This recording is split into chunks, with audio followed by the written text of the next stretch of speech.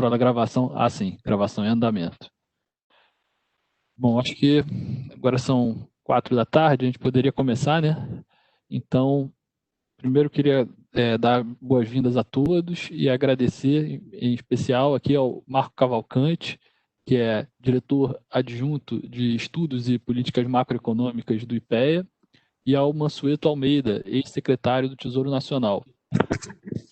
Hoje o seminário vai tratar da consolidação fiscal e seus impactos macroeconômicos. Vai ser apresentado pelo Marco Cavalcante uma nota técnica que ele elaborou, um estudo sobre consolidação fiscal antes da pandemia e também reflexões sobre os impactos da pandemia nas contas do país e como sair dessa de uma maneira sustentável em termos de déficit e endividamento. E, em seguida, nós vamos passar a palavra ao Mansueto Almeida, que vai fazer comentários sobre a apresentação do Marco Cavalcante e também vai fazer suas próprias análises sobre o cenário fiscal e macroeconômico do país atual.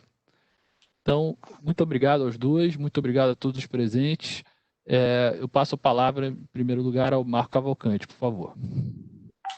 Ok. Boa tarde a todos, é um prazer estar aqui. Obrigado, Marcos, pelo convite. Boa tarde, Mansueto, é um prazer estar contigo.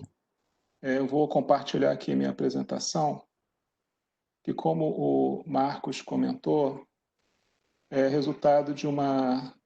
Vocês conseguem ver a minha apresentação, Marcos? Está aparecendo aí? Sim, está vendo. Pode Beleza, botar em tela cheia. Perfeito, então vamos lá. Ok. Perfeito. Bom, então, como o Marcos comentou, isso aqui é resultado de uma nota técnica que saiu semana passada, se não me engano, na Carta de Conjuntura do IPEA. Então, como o nome já diz, resultados preliminares, né? Então é importante levar em consideração que trata-se de trabalho em andamento. Eu continuo trabalhando nesse tema para tentar entender um pouco melhor essa questão. Qual é o objetivo principal? Tentar entender em que medida as medidas de consolidação fiscal estrutural. Então, não estamos falando aqui de ajustes das contas públicas restritas a um ano, ajuste em despesa discricionária, coisa do gênero. São medidas que são vistas como importantes para a sustentabilidade fiscal de longo prazo. Eu vou citar quais são as principais medidas que foram analisadas nesse sentido aqui no estudo, e tentar ver, então, qual o impacto dessas medidas sobre a economia real e sobre taxas de juros no país. Evidentemente, trata-se de um tema muito difícil de ser analisado, não apenas porque nós estamos no meio de diversos choques econômicos, políticos, sanitários, então as séries econômicas estão sujeitas a grandes idiosincrasias no momento, mas também pelo fato de que esse processo é um processo relativamente recente, então ainda os efeitos que devem ser observados ainda não tiveram tempo, em algum grau, de se realizarem. Primeiro, eu vou dar um contexto rápido aqui sobre como foi o processo de deterioração fiscal no Brasil no período anterior à pandemia. Aqui é um gráfico do déficit primário em porcentagem do PIB do setor público consolidado e desagregado nos seus componentes governo central, que é a área azul, estados e municípios, que é a área laranja, e empresas estatais, federais, estaduais e municipais, que é a área que quase não dá para ver, é cinza, que é muito menor quantitativamente. O que a gente observa é que esses dados vão desde 2001, que é quando o Banco Central disponibiliza esses dados. Isso aqui é necessidade de financiamento do setor público, conceito primário, ou seja, o conceito de déficit abaixo da linha. O que a gente observa é que, num período inicial, então aqui a gente pode dividir esse período em patamares, a evolução do déficit primário em porcentagem do PIB. Durante alguns anos, entre 2002 e 2008, até a crise de 2008 e 2009, o país conseguiu manter superávites primários bastante significativos, com porcentagem do PIB, em torno de 3%, acima de 3% do PIB, durante muitos anos. Isso é importante para manter a dívida numa trajetória, na verdade, cadente em proporção do PIB, e nesse período o país ganhou grau de investimento, os investidores passaram a confiar bastante no país, você teve um período de crescimento também, claro, viabilizado por uma série de fatores externos, como o boom de commodities, mas o fato é que, em termos fiscais, nós vínhamos mantendo uma situação bastante favorável. Aí veio a crise, então a gente observa essa queda no... Eu não sei, dá para ver o meu cursor quando eu passo aqui em cima da tela, Marcos? Sim, dá para ver, Sim, conseguimos ver. ok, legal. Então aqui a gente observa que nesse período aqui o superávit primário caiu muito, a gente por conta da desaceleração econômica e, claro, também por conta da resposta de política que foi necessária naquele momento para sustentar a atividade. Quando passa a crise e você volta a crescer, você recupera um patamar de superávit primário, mas abaixo do anterior. Então, você já teve uma perda aí entre esses dois subperíodos aqui. A partir de 2012, então, você começa um processo de deterioração fiscal mais forte, mais rápido. Então, você passa de superávit da ordem de quase 3% do PIB para abaixo de 2% do PIB no período de 2012 até 2014. E a partir de 2014, durante 2014, você já tem uma deterioração muito forte, vai para, no final do ano, para próximo de zero o superávit primário. E aí, claro, com a crise econômica, política que houve em 2015 e 2016, você tem uma deterioração mais forte ainda, você tem déficits agora muito elevados em porcentagem do PIB, até 2017. A partir de 2018, você consegue recuperar, em parte também por conta da recuperação econômica, em parte por conta do esforço fiscal, mas você continua gerando déficits primários acima de 1% do PIB. Quando veio, então, a pandemia, então esse pico final aqui é por conta das medidas de resposta à pandemia e também pela desaceleração econômica. Então, a gente observa que havia um processo de deterioração fiscal em curso importante. Isso se traduziu também na evolução da dívida com porcentagem do PIB.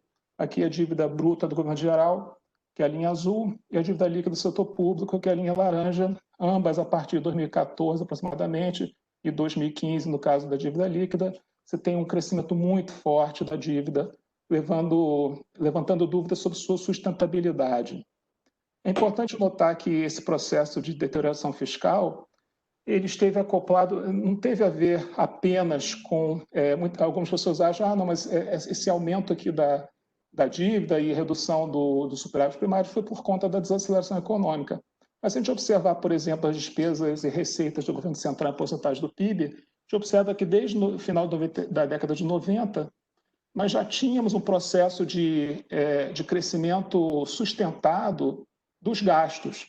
Então, aqui é a despesa total do governo central em porcentagem do PIB, a gente observa que você vinha numa trajetória crescente. Então, em 2014, antes da crise de 2015-16, você já tinha subido em relação a 97, 4 pontos percentuais do PIB só nos gastos do governo central. Enquanto que as receitas que vinham mais ou menos crescendo ao mesmo tempo, elas, depois com a crise, claro, caíram, e aí você gerou um déficit muito grande nesse período. E o que vinha sustentando esse crescimento das despesas do governo central? Em grande medida, então aqui é a desagregação daquela linha anterior, essas duas colunas, esses pedaços das colunas azul e laranja se referem às chamadas despesas obrigatórias do governo central. Tudo que é em porcentagem do PIB, a gente observa que o que cresceu no período 97 2019, principalmente, foram as barrinhas azul e laranja. O que é a barrinha azul? Benefícios previdenciários. A barrinha laranja, outras despesas obrigatórias não sujeitas à programação financeira. O que tem na barrinha cinza? São as despesas sujeitas à programação financeira, obrigatórias, com controle de fluxo, ou as discricionárias, que, se a gente observar, mantém mais ou menos um tamanho relativamente estável em porcentagem do PIB. Então, o que vinha crescendo eram despesas obrigatórias e com destaque para os benefícios previdenciários. Não apenas cresceram muito nesse período, mas como, por conta dos fatores demográficos que sabe-se que vão levar a um envelhecimento muito forte da população brasileira nas próximas décadas, não apenas o que a gente já via observando no passado de aumento desses benefícios, mas o que se projetava para o futuro levantava grandes dúvidas quanto à sustentabilidade das contas públicas. Por conta disso, fazia-se necessário algum tipo de ajuste. Isso já estava claro em 2015 e 2016. O próprio governo reeleito em 2014 já vinha, em 2015 e 2016, apresentando algumas propostas no sentido de ajustar, em parte, a política fiscal, algum tipo de reforma da Previdência, e assim por diante.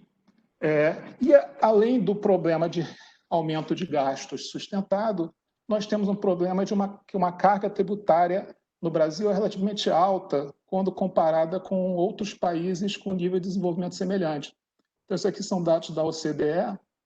Para 2018, a gente observa que, em relação à média da OCDE, que é essa barra preta mais no alto aqui, isso aqui é a carga tributária como porcentagem do PIB média dos países da OCDE, média simples, cerca de 34%, 34,3% do PIB. O Brasil está logo aqui, 33,1%. A estimativa da Receita Federal do Brasil para esse ano é um pouquinho diferente, mas a ordem de grandeza é semelhante. E onde está a média dos países da América Latina e Caribe como um todo? Estão aqui, 23,1% do PIB. Ou seja, o Brasil, a média da carga tributária está muito mais próxima da média da OCDE, que são países mais ricos que o Brasil, do que da média de outros países da América Latina, que são países com nível de desenvolvimento semelhante. Ou seja, para ajustar as contas públicas, haveria pouco espaço do ponto de vista da receita, de modo que os ajustes deveriam ser feitos principalmente pelo lado da despesa. Esse era o diagnóstico que eu acho que já havia, em grande medida, em parte das autoridades econômicas em 2015, 2016, mas principalmente a parte de 2016 é que você começa a ver efetivamente medidas focadas na contenção de gastos e principalmente esses gastos obrigatórios que vinham uma trajetória insustentável. Quais foram as principais medidas aprovadas nesse período? Bom, eu vou elencar só duas, que são as medidas que apontavam, de fato, para a sustentabilidade em termos estruturais. A primeira foi o teto de gastos, aprovado em dezembro de 2016 no Congresso Nacional, e a segunda é a reforma da Previdência, aprovada em outubro de 2019. Outras medidas foram encaminhadas ao longo de 2019, como as PECs emergencial do Pacto Federativo. Nós tivemos outras também propostas ao longo de 2016, 17, 18 e 19, e algumas focadas, por exemplo, que eu não estou citando aqui por falta de espaço, mas focadas na questão dos estados e municípios, entes subnacionais. O Mansueto poderá falar um pouco sobre isso mais à frente, inclusive o Plano Mansueto, apresentado em 2019, medidas voltadas para tentar segurar as contas públicas no nível dos entes subnacionais, que também é algo muito importante. O que eu tentei fazer numa análise econométrica, empírica, foi tentar ver, será que medidas como o teto do gasto e a reforma da Previdência, que são consideradas as duas principais reformas estruturais no país nesse período, será que teriam tido algum impacto em termos... quais seriam os impactos esperados em termos de nível de atividade e taxa de juros? Do ponto de vista de longo prazo, se a gente pensar numa perspectiva de um modelo neoclássico de crescimento, a redução do déficit público poderia levar a um aumento da poupança governamental. Isso, se não for contrabalançado por uma redução de magnitude equivalente na poupança privada, isso vai levar a um aumento da poupança doméstica. Claro que quando você tem aumento, redução do déficit público, os agentes privados poderiam reagir reduzindo sua poupança. Isso poderia compensar, pelo menos em parte, o aumento da poupança governamental. Essa compensação seria exatamente equivalente sob a hipótese de equivalência ricardiana, mas a gente acredita que, eu acredito, há evidências para crer que no país a hipótese de equivalência ricardiana não é satisfeita, ou pelo menos é apenas parcialmente satisfeita, de modo que o aumento da poupança governamental se traduziria, pelo menos em parte, em aumento da poupança doméstica. Esse aumento da poupança doméstica se traduziria, então, em aumento do estoque de capital, produto e renda e redução dos juros. Se eu aplicar esse tipo de simulação no modelo simples de crescimento neoclássico tipo solo, se nós fizéssemos ajuste fiscal de cerca de 5% do PIB, que era mais ou menos a magnitude do ajuste fiscal estimada como necessária quando da implementação do teto de gastos para gerar uma trajetória sustentável da dívida pública, você poderia gerar um aumento da taxa de poupança doméstica entre 2,5% e 3,8 pontos percentuais do PIB, a depender de quanto que esse aumento de poupança governamental seria ou não compensado pela redução da poupança privada. Isso se traduziria, então, numa redução dos juros entre 2,1 e 3 pontos percentuais do PIB e aumento da renda per capita entre 9,6% e 14,2%. Isso aqui com base numa calibragem do modelo, que eu não vou tratar aqui, a gente não tem tempo para algumas tecnicalidades. O artigo, eu acredito que o Marcos tenha disponibilizado junto com o convite, né? Então, quem tiver interesse pode ver os detalhes mais metodológicos na nota, e eu fico à disposição também. Eu nem sei se eu baixei por ali, Cláudio, eu não lembro o que eu fiz. Desculpa, alguém está com o áudio aberto. Que vai ser mais fácil do que eu. Ayla. Eu nem lembro o que eu fiz. Foi lá no começo, quando estava tendo reunião. Alô, Ayla. Oi, tem alguém falando aí. Opa, sim. Tá bom, eu acho que era em relação ao artigo, né? Foi uma complementação aqui a minha apresentação. Então, o artigo, quem quiser, pode baixar na página do IPEA e ficou à disposição para tirar dúvidas. Mas a ideia é que, claro, aqui é uma análise muito simplificada, o modelo de solo ele vale no longo prazo, será que no curto prazo, qual é o prazo relevante em fins de recomendação de política? E tem várias simplificações, mas é só para dar um benchmark, uma ideia inicial de qual poderia ser um impacto de longo prazo com base num modelo como esses. Aqui eu basicamente repliquei análises que já foram feitas, por exemplo, nos Estados Unidos por outros autores. No curto prazo, o que a gente deveria esperar? Além desses impactos possíveis de longo prazo, nós temos um possível impacto positivo sobre a atividade, advindo do fato de que, quando você tem uma dívida que vai se tornando muito elevada, você começa a ter um risco de default da dívida e de monetização da mesma. Esse risco fica implícito nos prêmios de risco nas taxas de juros de longo prazo, afetando negativamente gastos de investimento, consumo e etc. Então, se você reduzisse esse risco por conta de uma medida crível, de um conjunto de medidas críveis de consolidação fiscal, você poderia reduzir esse prêmio de risco, reduzir as taxas de juros, isso incentivaria parcialmente o consumo e investimento. E esses efeitos, de acordo com a literatura empírica que existe sobre análise de programas de consolidação fiscal no mundo, observa-se que geralmente esse tipo de efeito é maior em momentos em que você está vivendo uma deterioração fiscal mais forte, como é o nosso caso, né? A gente vinha num processo de deterioração muito forte, e quando o ajuste se baseia principalmente em corte de gastos e não em aumento de receitas, que era também a premissa do ajuste fiscal estrutural no Brasil. Com base nisso, a gente esperaria que talvez no Brasil você tivesse um impacto positivo dessas medidas, como o teto de gastos e a reforma da Previdência, nas taxas de juros de longo prazo e no nível de atividade econômica, mesmo no curto prazo. Será que isso ocorreu?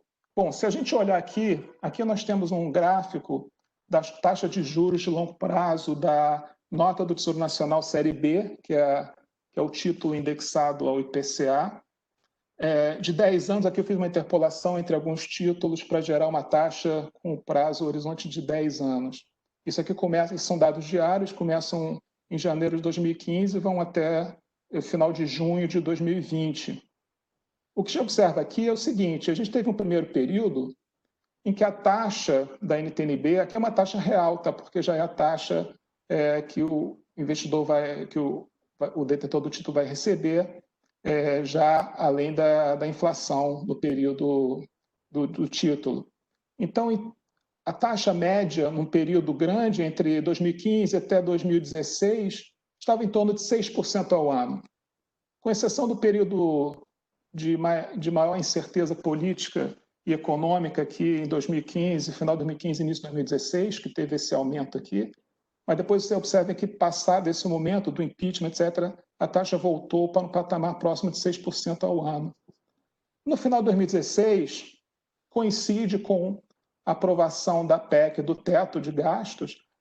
Aqui seria a emenda constitucional 95, tá? A PEC, o número da PEC era 241, na verdade, então aqui está incorreto, aqui seria EC 95 e não PEC 95. Aqui era PEC 241 na Câmara e PEC 55, se não me engano, no Senado. Mas, de qualquer forma, aqui foi a data da aprovação no Senado Federal. A partir daqui, você tem uma redução para um novo patamar de taxa de juros de longo prazo no país. Não estou aqui, com base nesse gráfico, argumentando que seja possível inferir causalidade desse gráfico, mas existe uma coincidência que, nesse momento, a partir desse momento, você caiu de patamar. Você ficou em torno desse patamar mais baixo durante algum tempo, aí esse aumento aqui no final de 2018, por conta da incerteza em relação à eleição de 2018, não sabia exatamente quem ganharia a eleição, havia diferentes propostas para a economia, para o fiscal, etc. O fato é que após a eleição, o resultado da eleição do segundo turno, a taxa volta a cair e parece convergir para um novo patamar mais baixo que o anterior.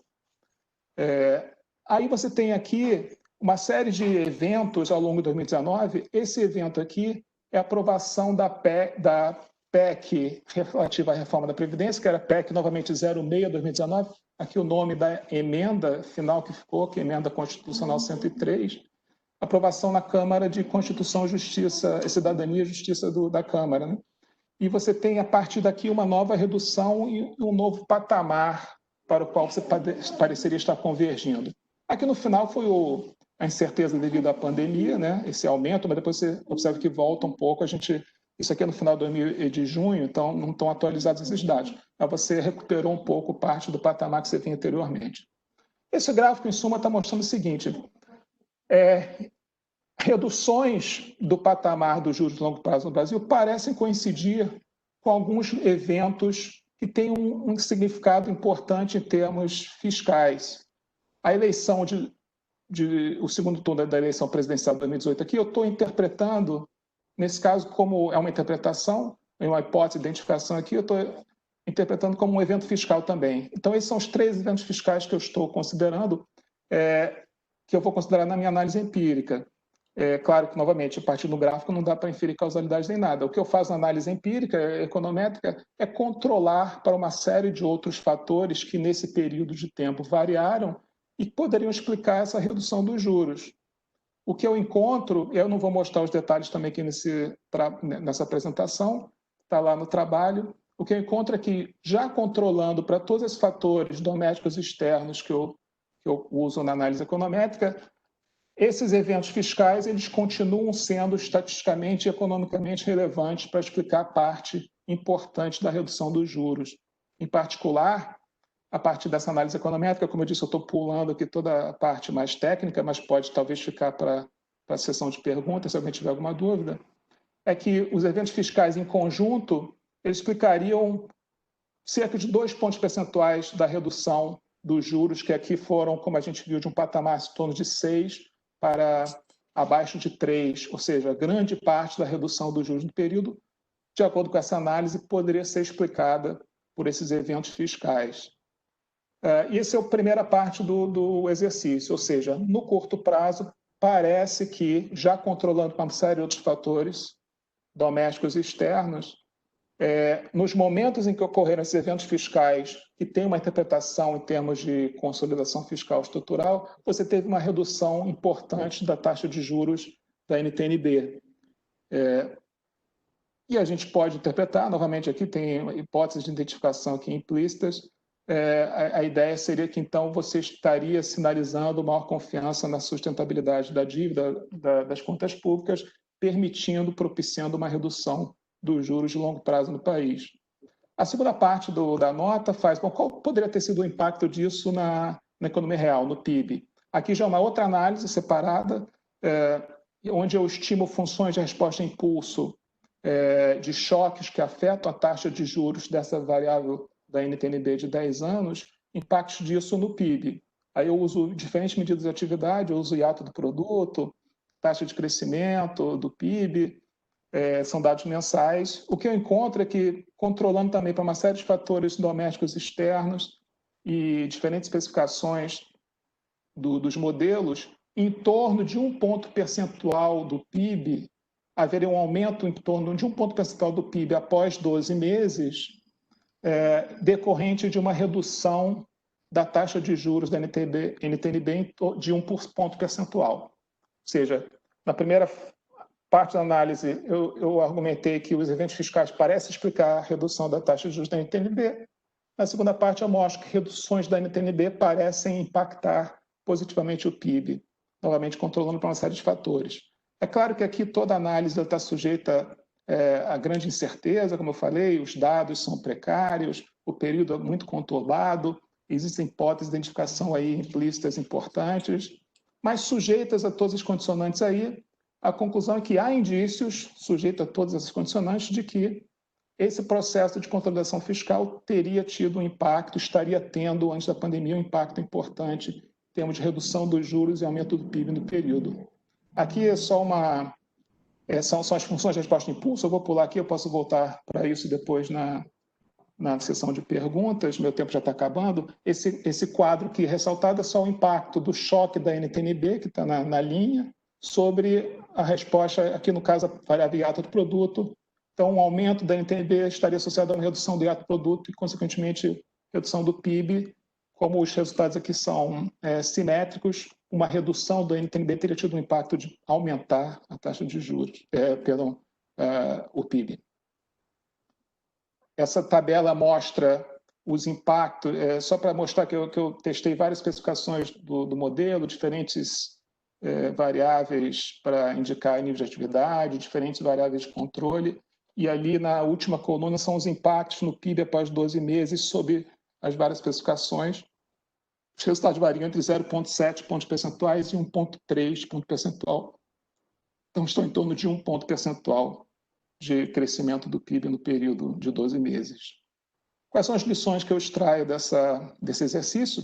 Novamente, sujeito a todas as dificuldades empíricas, que o processo de consolidação fiscal que vinha sendo realizado nos últimos anos, antes da pandemia, parecia que estava contribuindo para a redução dos juros e aumento do produto no período. Consequentemente, o que a gente pode pensar uma vez passada a pandemia? É claro que aqui nesse ano da pandemia, a gente sabe que nós não podemos nos preocupar tanto nesse período em respeitar a regra de teto, regra de superávit primário, etc. Na verdade, o estado de calamidade pública nos permite, nos isenta de ter que cumprir essas regras, porque é um período especial. A prioridade tem que ser, claro, dar assistência aos mais necessitados, tentar manter emprego, renda, etc., e também dar contribuição em termos de saúde, contribuição para melhorar a saúde das pessoas. Agora, passado o pior período da crise sanitária, o que vai acontecer no pós-pandemia? O pós-pandemia, nós vamos sair numa situação fiscal bem pior do que a gente entrou. Por quê? Porque a gente está tendo que gastar muito nesse período. Esses gastos estão sendo financiados por aumento de dívida muito elevado. Nossa dívida está indo para próxima de 100% do PIB. E nós temos que estabilizar esse crescimento e fazê-lo cair ao longo do tempo. É um desafio que já era grande antes e está mais forte ainda agora. O que eu entendo que esse exercício nos ensina é o seguinte: antes da pandemia, a consolidação fiscal vinha tendo impacto positivo em termos de aumento de confiança, redução de juros, aumento de PIB, aumento de investimento. Depois de passar desse momento mais grave, mais incerto, a lição que fica é: nós temos que voltar a retomar esse esforço fiscal. É claro que o mundo vai ser um pouco diferente, os juros no exterior estão mais baixos, mas eles podem, não sabe o que vai acontecer nos próximos anos. Isso, claro, ajuda, né, na estabilização da dívida, mas não dá para só contar com o que vai acontecer no exterior, nós temos que fazer um esforço também doméstico. Então, o que eu entendo desse exercício é que ele ressalta a importância de nós voltarmos a reafirmar um compromisso com a disciplina fiscal. Então, medidas de consolidação fiscal terão que ser retomadas a partir do final da pandemia.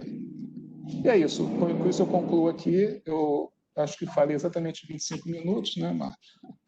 Então, passo a palavra para o Massueto. Disciplina fiscal e temporal também, né? Passar ao Mansueto, então, por favor.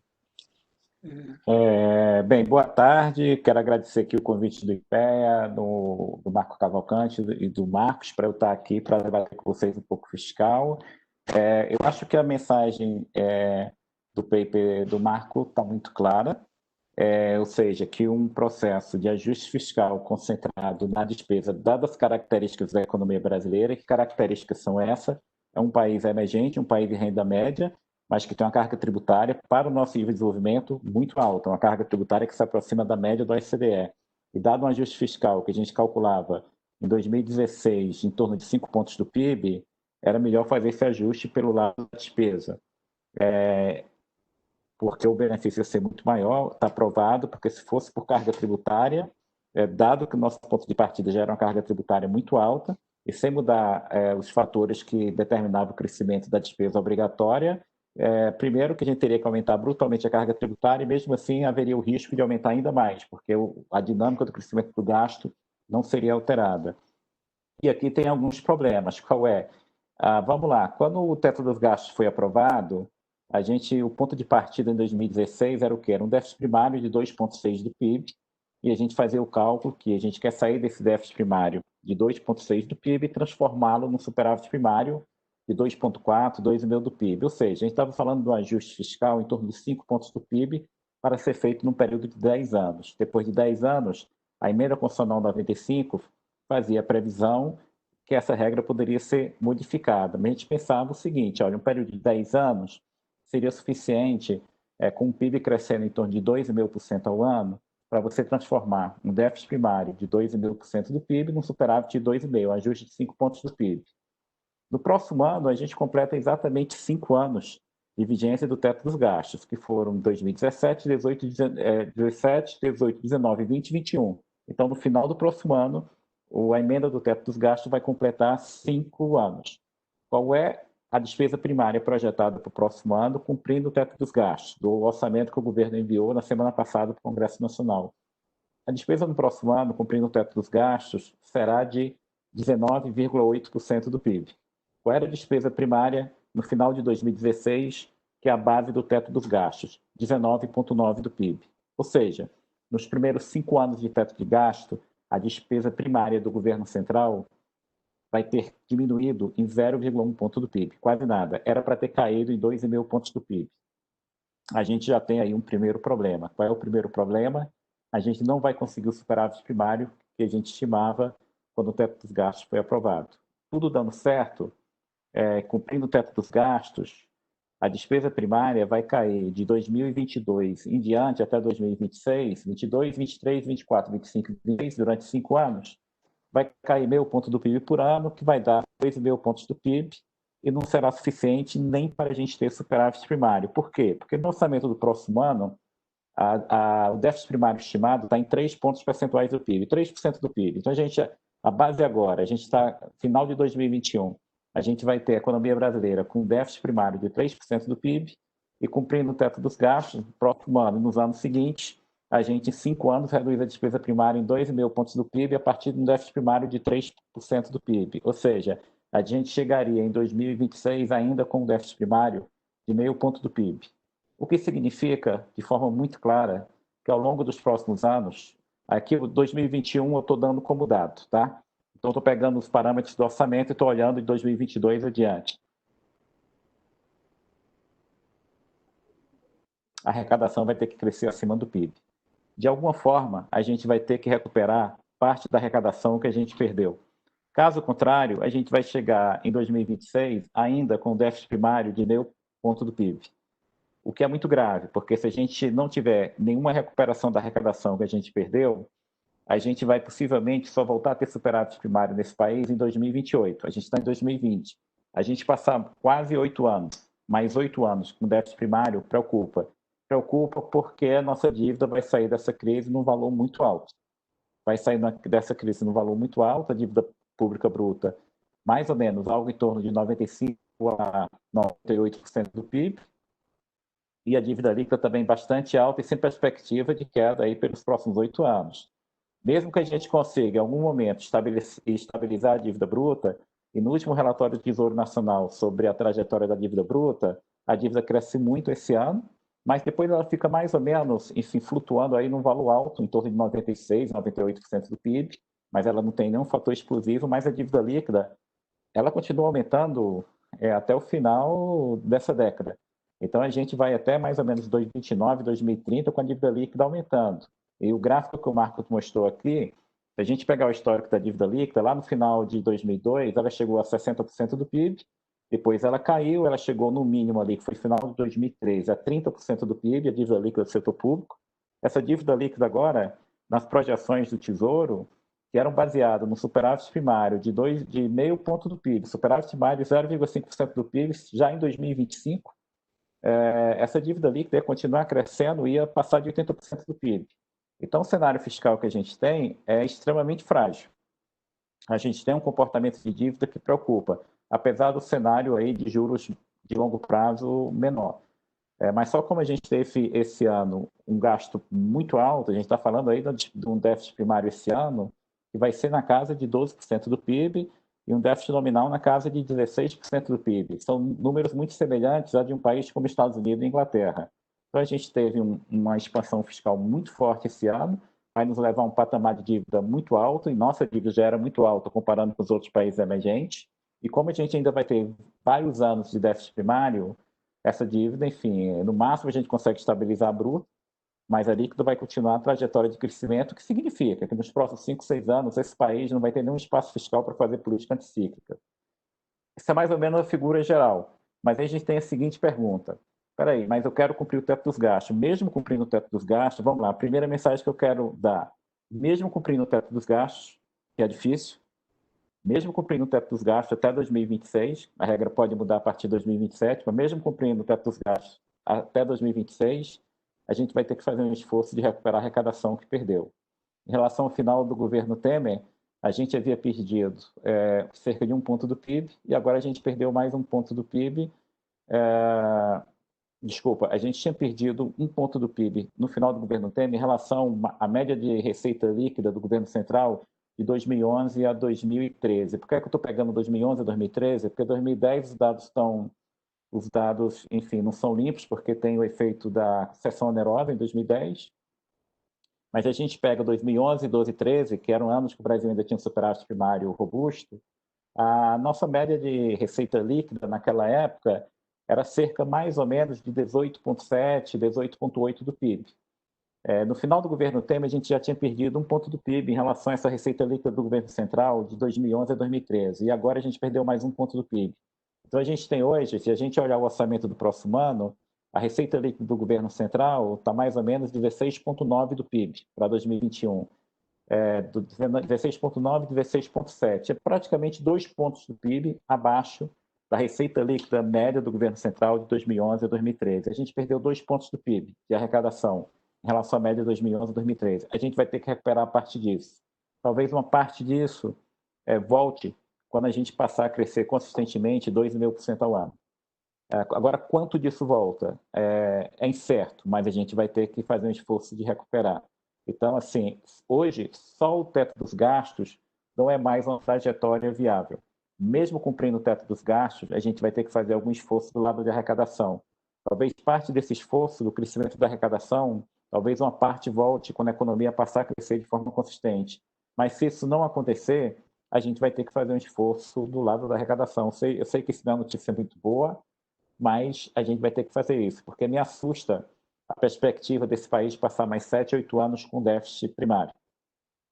O que significa que a gente não teria espaço algum para fazer nenhuma política anticíclica nos próximos 7, 8 anos. Dito isso, a gente tem que cumprir o teto dos gastos. E cumprir o teto dos gastos, a gente vai ter, como o Marco falou, que olhar para a despesa obrigatória. As duas principais despesas obrigatórias que a gente tem é pessoal e previdência. E a gente já aprovou a reforma da Previdência. A gente já aprovou a reforma da Previdência, mas, novamente, o gasto com Previdência vai crescer como proporção do PIB. É claro, porque o PIB vai cair esse ano, então o gasto com Previdência vai crescer. E aí, se a gente fizer o seguinte exercício, qual é o exercício? Vamos supor que o gasto com Previdência fique aí tendo um crescimento nominal até 2026 por volta de 4%.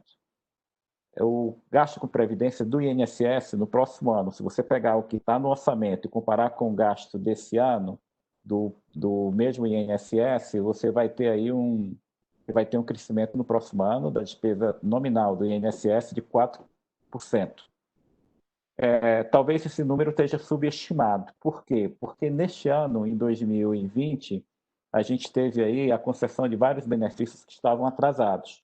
Então, várias pessoas que deram entrada no benefício em 2019, tinha uma fila, o governo tentou correr para reduzir essa fila de aposentadorias, ele correu, então esse ano aumentou o crescimento do INSS, foi razoável, e no ano que vem a taxa de crescimento nominal cai. Talvez tenha um efeito base aí, mas vamos ser otimistas e vamos fazer a seguinte hipótese. Até 2026, o crescimento nominal do INSS vai ser 4% ao ano, o que é muito... eu acho que vai ser um pouquinho maior, mas vamos supor que seja 4% ao ano. 4% ao ano, com o PIB nominal crescendo 6,5%, eu acho que isso é mais ou menos a projeção que as pessoas trabalham hoje, a gente consegue economizar no máximo 1 ponto do PIB com o INSS até final de 2026. Então, isso sem ter aumento nenhum real do salário mínimo até final de 2026. Então, pega um cenário, que é o Brasil crescendo aí, o PIB nominal 6,5%, que é um PIB real crescendo 2,5%, pega a despesa nominal do INSS crescendo 4%, que é muito conservador, e sem aumento nenhum do mínimo. 4% é o que a despesa do INSS vai crescer em 2021, pelo orçamento. Vamos considerar essa mesma taxa de crescimento de 4% até 2026. Novamente, sem nenhum aumento real do salário mínimo. Você economiza no máximo até o final de 2026 1 ponto do PIB, de INSS. Não é suficiente para cumprir o teto dos gastos, porque até final de 2026, cumprindo o teto dos gastos, a gente teria que economizar 2,5 pontos do PIB. Então, 1 ponto do PIB, nesse cenário, vem de previdência. Vamos para pessoal. A despesa com o pessoal no orçamento de 2021, a taxa de crescimento da despesa com o pessoal está 5%, o que me parece um exagero. O que é que eu estou dizendo? Eu acho que no orçamento que o governo enviou semana passada para o Congresso, a despesa com o pessoal está superestimada, porque praticamente a taxa de crescimento nominal está a mesma de 2020, e não faz muito sentido, porque em 2020 a gente teve um impacto maior da mudança de carreira das Forças Armadas. Então, esse impacto maior, o efeito crescimento dele em 2021 é menor. Então, teoricamente, dado que você não tem nenhum aumento real grande, como não teve em 2020, para o funcionalismo público, a taxa de crescimento nominal da folha de pessoal ativo e inativo do governo federal no orçamento de 2021 deveria ser menor do que em 2020, está praticamente igual. Mas vamos deixar isso de lado, que aí eu acho que tem uma gordura, e vamos fazer o seguinte, olha, daqui para frente, passou 2021, o governo não vai dar aumento salarial nenhum, vai segurar a contratação, vai deixar o número de aposentados, enfim, ir aumentando e não vai repor, e vamos trabalhar com hipótese bem heróica. Vamos supor que a taxa de crescimento nominal da folha do pessoal até 2026 seja em torno de 2% ao ano, crescimento nominal, 2% ao ano. Mesmo com essa hipótese heróica, que é difícil, você economizaria em torno de 1 ponto percentual do PIB na despesa com o pessoal. A despesa com o pessoal hoje, que é 4,2, 4,3, ia para 3,2, 3,3 do PIB. O que não o que é um valor historicamente baixo. A gente estaria voltando ao valor da despesa pessoal do Brasil do início da década de 90. Então, assim, seria um ajuste muito duro. A gente teria aí mais 5, 6 anos sem nenhum grande aumento, com a força de trabalho do setor público federal diminuindo. Novamente, se você fizer um ajuste muito duro, você economiza mais 1 ponto do PIB. Então, assim, com 2 ajustes duros, sem nenhum aumento real do salário mínimo até 2026, controlando contratação, sem aumento para funcionário público, mais 1 ponto do PIB do lado da despesa pessoal, a gente economiza 2 pontos percentuais do PIB. Ainda está faltando meio ponto do PIB para cumprir o teto dos gastos. Então, a gente teria que entrar em outros programas. E nada disso é fácil, mas eu só estou querendo mostrar como é a dinâmica aí apenas para cumprir o teto dos gastos, que no momento atual, dadas as circunstâncias atuais, se tornou insuficiente para a gente fazer o ajuste fiscal, dado que a gente perdeu 2 pontos do PIB de arrecadação em relação à média 2011-2013. Então, assim, a gente teria que fazer ainda um esforço adicional em outros programas para tentar encontrar meio ponto do PIB para cumprir o teto dos gastos, e mesmo assim a gente teria que olhar para o lado da arrecadação. É fácil mexer em outros programas? Não é muito, porque, novamente, a nossa despesa discricionária ela já caiu muito. A despesa discricionária no orçamento do próximo ano, e quando a gente fala de despesa discricionária, depois a gente vai ter que somar com as emendas parlamentares, porque as emendas parlamentares elas não são classificadas como despesas discricionárias, mas depois elas vão se somar à despesa discricionária. A despesa discricionária no orçamento do próximo ano está em 92 bilhões. Se você somar isso com os 16 bi de emenda parlamentar, dá 108 bilhões. 108 bilhões já está ali quase no nível mínimo para a máquina não ter grandes percalços, tá? Em que sentido? Porque se ela começa a cair muito abaixo de 100 bilhões, ou qualquer coisa, se ela começa a cair aí abaixo de 100 bilhões, o governo já começa a ter atraso no pagamento de algumas coisas, organismos internacionais, uma série de coisas. Então, assim, mais ou menos uma regra de bolso que se faz na administração pública é que uma discricionária abaixo de 100 bilhões começa a ter problema. A gente está no orçamento do próximo ano com a discricionária em torno de 108 bilhões. Talvez, como eu acho que ainda tem alguma gordura na despesa com o pessoal, a gente pode ganhar ainda alguns valores enfim, sei lá, 3, 4, 5 bilhões a mais de despesa discricionária, ela passa dos 110 bilhões. Mas a gente vai ter algumas notícias ruins. Por exemplo, talvez o veto da reoneração da folha, o veto não seja mantido e a gente vai perder mais 5 bilhões. Então, enfim, tem isso, mas a discricionária já está num patamar muito baixo. Então, esse é o ponto de partida. Em relação a esse ponto de partida, a gente tem aí alguns problemas. Quais são? Primeiro, a sociedade está demandando um papel mais distributivo do Estado. Não cabe a nós dizer se isso é certo ou errado. É um fato. A sociedade quer uma atuação do Estado brasileiro que seja mais distributivo. E aí o desafio aí é tentar conciliar, enfim, o gasto que já existe e torná-lo mais distributivo. Não é fácil porque a gente teria que reduzir o gasto com alguns programas, pegar esse dinheiro. Aqui eu não estou falando de economizar, estou falando apenas de atender uma demanda legítima para tornar o gasto público mais distributivo. Mas isso também não é fácil. A gente viu hoje o debate que está ocorrendo nesses dias com o Bolsa Família. Eu acho que a grande maioria dos economistas que olhavam para contas públicas tendiam a concordar que o Bolsa Família seria um programa que não é muito bom do ponto de vista distributivo. Então, fazia muito mais sentido, no cenário de restrição fiscal, reduzir total ou parcial o abono salarial, desculpa, Bolsa Família não, abono salarial, reduzir total ou parcial o abono salarial e pegar esse dinheiro e fortalecer o Bolsa Família, que é tido como um programa muito bom, todos nós concordamos. Mas a gente viu que há uma resistência política a isso. Então, não vai ser fácil a gente conciliar um papel do gasto público mais distributivo e, ao mesmo tempo, com essa realocação de despesa e respeitando o teto dos gastos. Mas esse é um debate que tem que ficar muito claro. Algumas pessoas falam o seguinte, olha, talvez fosse melhor ter uma regra de mudança do teto dos gastos, e aí a gente teria outra regra e conciliaria gasto maior com saúde, gasto maior com assistência social. Só que, se a gente fizer isso, novamente, como eu falei, mesmo cumprindo o teto dos gastos, a gente vai ter que ir atrás de arrecadação. Vai ter que ir atrás de arrecadação aí, sei lá, se a gente tivesse lá em 2027, ter um superávit primário, vamos lá, de 2% do PIB, a gente teria aí que ter um aumento de arrecadação até lá de pelo menos 2,5% do PIB. Porque o teto dos gastos vai me dar, o teto dos gastos vai me dar 2,5%. Como eu estou partindo um déficit primário próximo ano de 3%, eu ainda ficaria com um déficit de 0,5%.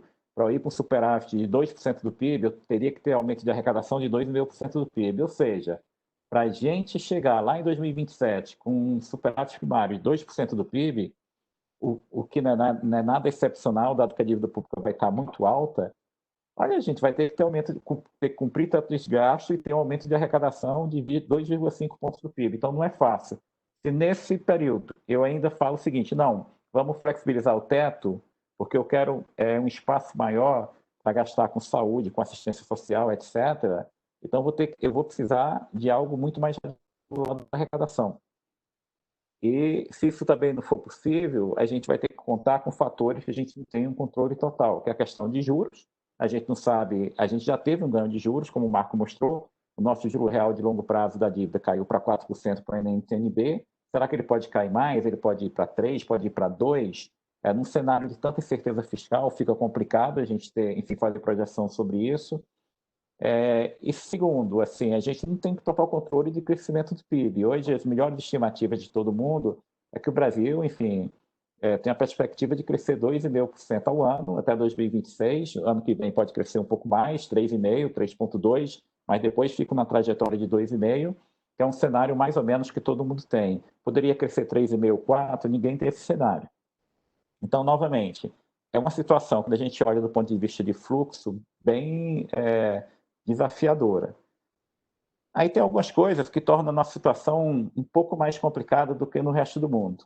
Se a gente comparar o Brasil com um país como Estados Unidos, com um país como Inglaterra, um país como Estados Unidos, ele lança um título de 10 anos com um juro real negativo. Então, é um país que, quando a gente olha a questão de fluxo, do crescimento potencial da economia americana, é maior do que, claro, do que o juro que ele paga sobre a dívida, do que a taxa de juro que ele paga sobre a dívida. Então, é um país que, numa situação de superávit zero, déficit zero, a trajetória da dívida sobre PIB tenderia a cair. E é um país que ele pode se dar o luxo de errar, de fazer algumas coisas, que tem algum estresse no curto prazo e dá tempo de se recuperar. Isso não é o caso do Brasil. Por quê? Porque, no nosso caso, a gente está encurtando bastante a dívida pública.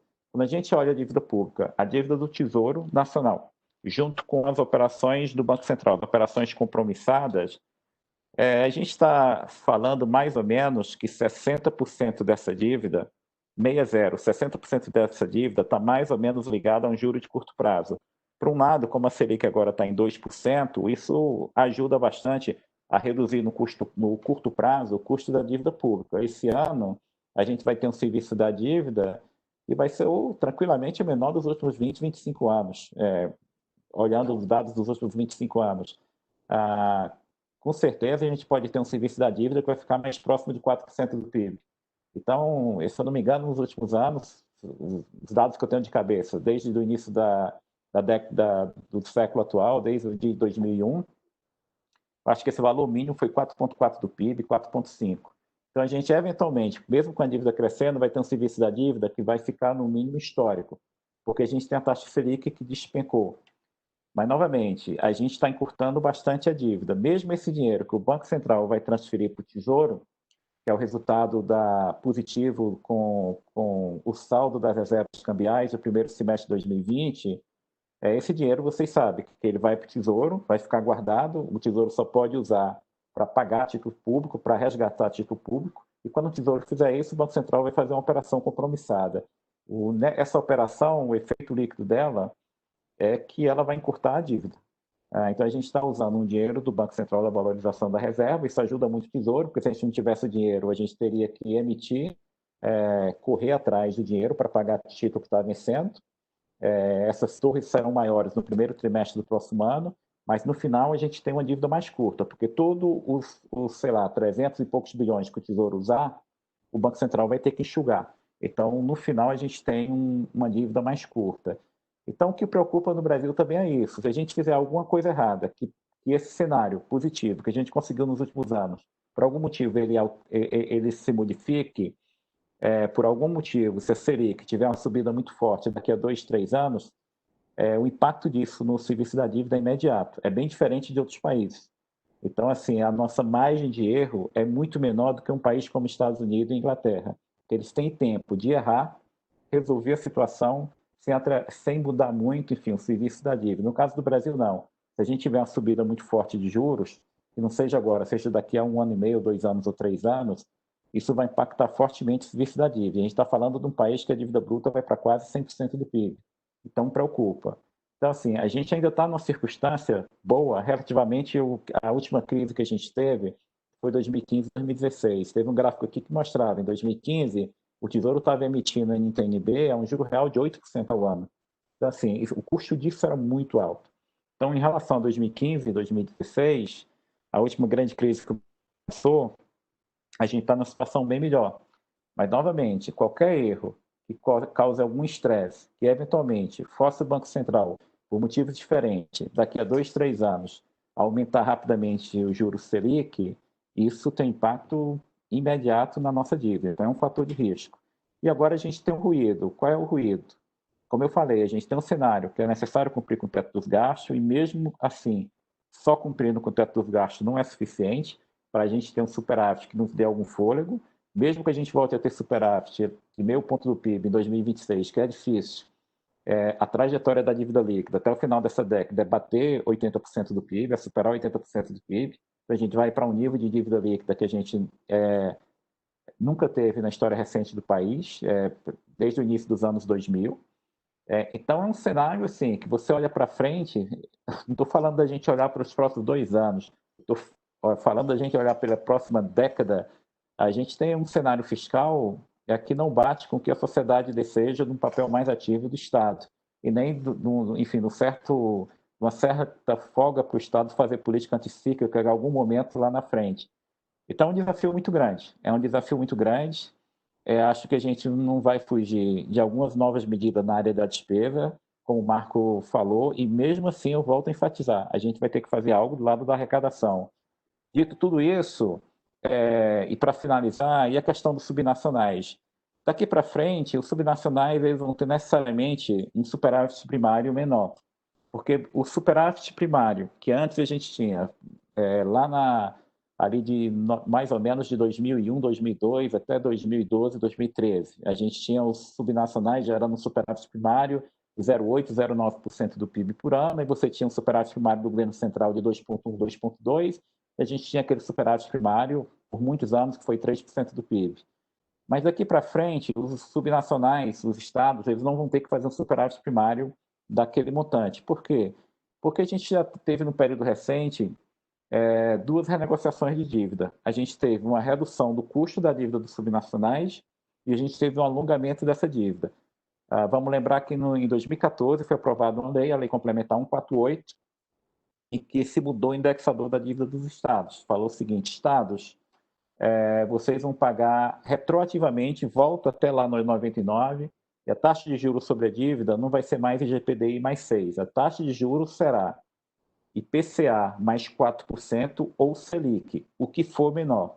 Ou seja, a dívida que foi renegociada pela Lei 9496, lá de trás, federalizou a dívida dos estados, essa dívida hoje ela está sendo corrigida por Selic, então está sendo corrigida por 2% ao ano. Então, os estados já tiveram uma folga com essa mudança do indexador em 2014.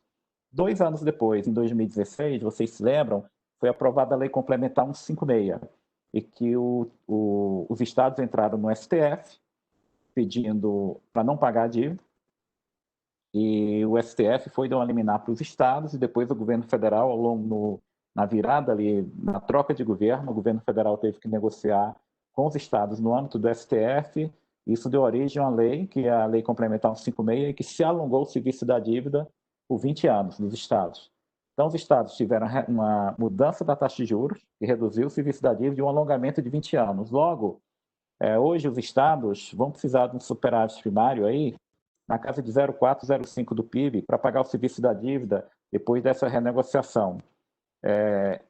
E aí a gente tem alguns problemas adicionais que eu vou deixar à parte, que são os 3 estados mais endividados do Brasil, mas aí é um problema à parte.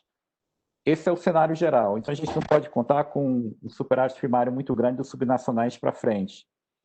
E a gente tem 3 problemas adicionais, grandes problemas, que são Rio de Janeiro, Rio Grande do Sul e Minas Gerais. E aí, não tem solução fácil, a gente vai ter que também encontrar a solução. O regime de recuperação fiscal, como ele foi pensado, ele não vai resolver o problema desses estados. Para vocês terem uma ideia, depois de tudo isso que eu falei, redução de juros, alongamento de prazo, em média, os estados vão ficar pagando do serviço da dívida algo em torno de 8% a 9% da receita corrente líquida deles. Porque a economia é grande, que no passado alguns estados chegaram a pagar 14%, 15%. Agora vamos supor o seguinte: Rio de Janeiro renova o regime de recuperação fiscal por mais 3 anos, e o que vai acontecer com o Rio de Janeiro daqui a 3 anos, quando acaba o regime de recuperação fiscal, que hoje é de 6 anos.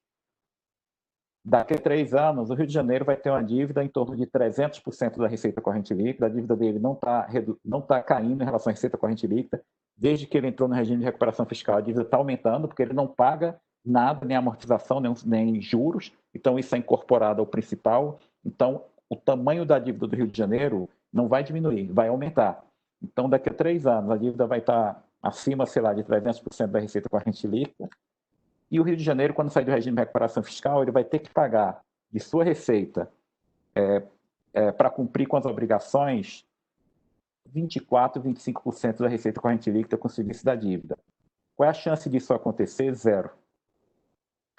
Então, o regime de recuperação fiscal vai ter que ser modificado de alguma forma. Ele vai ter que ser alongado, a gente vai ter que colocar outros parâmetros. Em Minas Gerais, o desequilíbrio de Minas Gerais se tornou tão grande que Minas Gerais não consegue fazer um plano de ajuste fiscal em 6 anos. Minas Gerais não consegue entregar um plano de ajuste fiscal para diminuir o tamanho do buraco fiscal deles em 6 anos, suficiente para ser aprovado.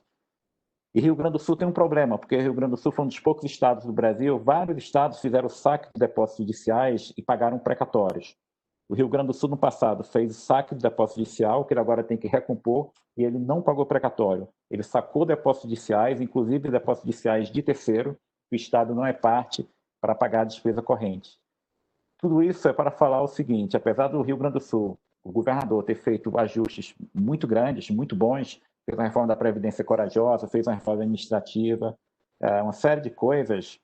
Novamente, todos os estados que são potenciais candidatos hoje ao regime de recuperação fiscal, eles não conseguem entregar um plano factível de melhoria fiscal no período de 5, 6 anos. Inclusive Rio de Janeiro, que eventualmente pode até renovar, mas daqui a 3 anos vai ter ainda um imenso problema. Então a gente vai ter que dar a parte, não vou entrar agora na solução, mas vai ter que lidar a parte com a questão do regime de recuperação fiscal.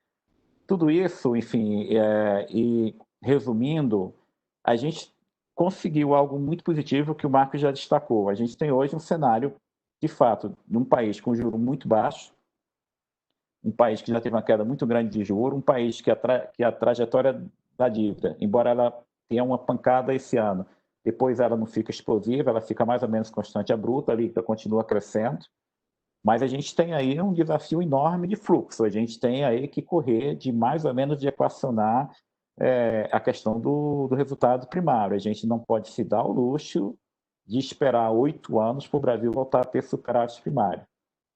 Então, a gente vai ter que, de alguma forma, melhorar esse debate, porque, novamente, mesmo cumprindo o teto dos gastos, é necessário olhar para a arrecadação. Tem alguns amigos meus que falam o seguinte: olha, é só a gente voltar, é só a gente reduzir o que se chama gasto tributário, aquelas renúncias tributárias que aumentaram muito. Mas olha só, essas renúncias tributárias, elas eram 2% do PIB lá em 2002 e hoje elas são 4,1%, 4,2% do PIB. Então, também, se a gente voltasse mais ou menos o que tinha em 2002, que eu não acredito que a gente consiga, você pega 2 pontos do PIB. Eu não acredito que se a gente conseguir 1 ponto do PIB, eu já me dou por satisfeito. Mas, novamente, o desafio, a gente vai ter que olhar para o teto, mas mesmo cumprindo o teto, é difícil, não é suficiente. Se flexibilizar o teto agora, o risco é a gente ter um estresse fiscal muito grande e a gente tem que carregar mais ainda do lado da arrecadação. E carregando do lado da arrecadação, com toda essa maluquice tributária que a gente ainda tem no Brasil, isso pode ter um impacto muito forte no nosso crescimento potencial, nosso crescimento aí, eventualmente de curto e longo prazo. Então, assim, esse é mais ou menos o cenário que a gente tem. Não é que seja desastroso, não é desastroso, porque, novamente, juros estão baixos, mas a nossa margem de erro é muito pequena. Aí eu não vou nem entrar em fatores de longo prazo. Quando a gente olha fatores de longo prazo, tem uma série de outras complicações. Um país que está numa transição demográfica muito rápido, que o nosso potencial de crescimento não vai ser ajudado por força de trabalho, a gente tem um desafio enorme na área de arrecadação, de arrecadação não, um desafio enorme na área de crescimento de produtividade, de educação, e a gente pode estar preso numa trajetória de crescimento de 2, 2,5 ou menor do que isso. Então, assim, é um cenário do Brasil que, além da questão fiscal, a gente vai ter que olhar muito do lado de reformas. Novamente, é um cenário que vai precisar bastante compromisso aí nos próximos 5, 6 anos, porque se a gente não fizer o dever de casa, de forma gradual, em 5, 6 anos, o risco que tem é de fato, enfim, de alguém chegar a um determinado momento, é muito difícil calcular isso e falar o seguinte: esse país não vai conseguir pagar a dívida, esse país não está na trajetória, e começar a pegar um prêmio, e começar a cobrar um prêmio. Novamente, assim, os juros de longo prazo hoje eles estão relativamente calmos, a curva de juros está muito inclinada, mas o nosso juro de longo prazo, um título pré-fixado de 10 anos, está em torno de 7%. Mas ele está em 7% porque o Tesouro está vendendo muito pouco título longo. O Tesouro está causando uma escassez de título longo. Quando você causa uma escassez de título longo no mercado, o preço do título aumenta, a taxa cai. Então, essa taxa de 7% é porque o Tesouro não está ofertando o volume desejado de título longo. Se a gente fosse tentar alongar a dívida nessa conjuntura atual, essa curva estaria muito mais inclinada. Então, a forma que a gente está surfando no mundo de juros baixos, e nessa inflação comportada de curto prazo, é encurtando muito a dívida. Isso tem limite, isso tem riscos. Mas é isso, pessoal. Assim, é um cenário desafiador, é um cenário que a gente vai precisar baixar as armas e debater muito, escutar o contraditório e tentar, de alguma forma, atender a demanda para um Estado com um papel mais distributivo. Mas, novamente, eu não vejo muito espaço da gente atender essa demanda simplesmente aumentando a despesa. Porque aí o cenário fiscal complica ainda mais. Bom, muito obrigado, Mansueto. Obrigado, Marco Antônio. Nós temos várias perguntas aqui. Eu vou tentar agregá-las assim por temas. Eu acho que tem 3 blocos aqui de perguntas. Uma mais sobre ajuste só do lado da despesa ou do lado da despesa e da receita, como propôs o Mansueto, se o Marco Antônio concorda com essa ideia de que vai precisar de algum ajuste do lado da receita. E, em havendo, o que pensam de uma proposta de nova CPMF, eu adicionaria e de tributação progressiva, já que há essa demanda por um Estado mais distributivo e tal. E os outros blocos, que eu acho que a gente pode deixar um pouquinho para depois, primeiro matar essa questão, os outros blocos seriam um sobre o funcionamento do teto de gastos, incluir ou tirar coisas, e, por fim, um bloco de crescimento, de projeções de crescimento e tal, e coisas que afetam o crescimento. Tá? Só uma consideração aqui do Estevão, que vale a pena ler, que ele diz o seguinte: Mansueto, o Marco mostrou que nossa carga tributária já é alta, nível OCDE. Junto com a demanda por assistência social, Bolsa Família, Renda Brasil, há também grande resistência ao aumento da carga tributária. Na fala do Marco também foi dito que os ajustes fiscais pelo lado da despesa são mais efetivos. Dizer que será necessário aumentar a arrecadação não faria relaxar o controle das despesas? Afinal, elevar carga tributária foi sempre a saída, mas há limites para isso. Então, eu queria que vocês considerassem esse ponto e respondessem sobre ajuste do lado da receita e da despesa, CPMF, tributação progressiva, por favor. Começando pelo Marco.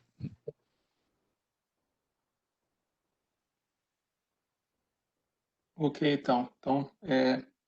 Eu estava vendo aqui as perguntas. Tinha que ter um limite de pergunta. Danilo fez um monte de pergunta aqui, aí você não tem espaço para os demais. Pois é, você vê que eu agreguei a dele com outras para a gente poder... As perguntas do Danilo são bem-vindas. Estou brincando. Em relação à questão que o Mansueto coloca, de que o teto não seria suficiente só pelo lado, um ajuste pelo lado dos gastos, o que acontece é que, de fato, o nosso desafio fiscal é muito grande, né? Saindo da pandemia. A gente sai numa situação com uma dívida muito alta e com uma perda de receita que, de fato, ela tende a se tornar permanente, né, para os próximos anos, persistente. Uma das saídas, de fato, que o próprio Mansueto comentou ali, seria pela revisão de gasto tributário. Essa revisão ela tem vários pontos positivos. A gente sabe que muito do gasto tributário nosso é ineficiente. Ele vai para pessoas e para empresas que não deveriam, ele não gera os benefícios em termos de maior produção, produtividade, mais empregos que seriam esperados. Então, existe uma ineficiência nesses gastos. Então, você rever isso, eu acho que é crucial. Realocar recursos, que por si só já melhoraria a eficiência na economia, poderia gerar um crescimento maior, além de mais benefícios sociais, dependendo do tipo de gasto que a gente está falando, se é mais distributivo, se é mais do ponto de vista de produtividade. Isso por si só já teria um impacto importante em termos de bem-estar social e também em termos fiscais.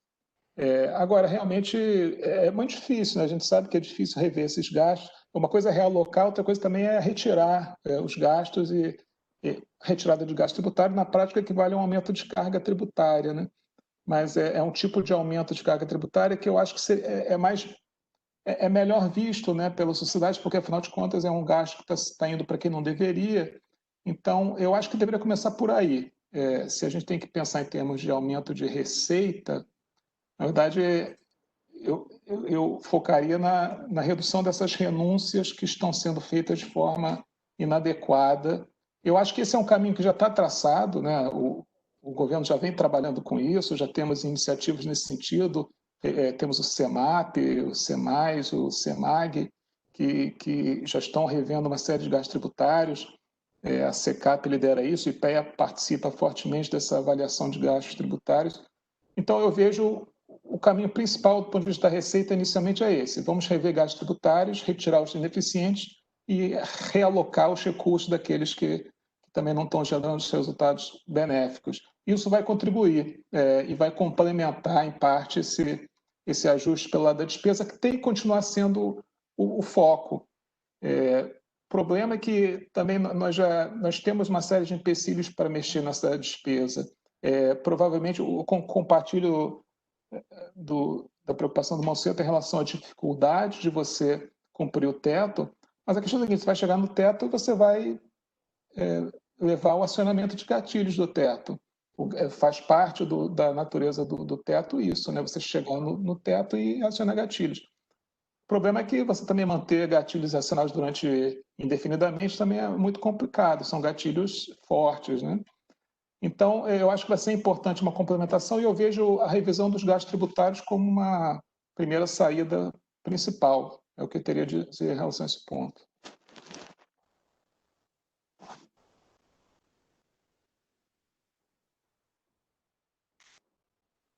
Mansueto, por favor, poderia comentar sobre essa questão?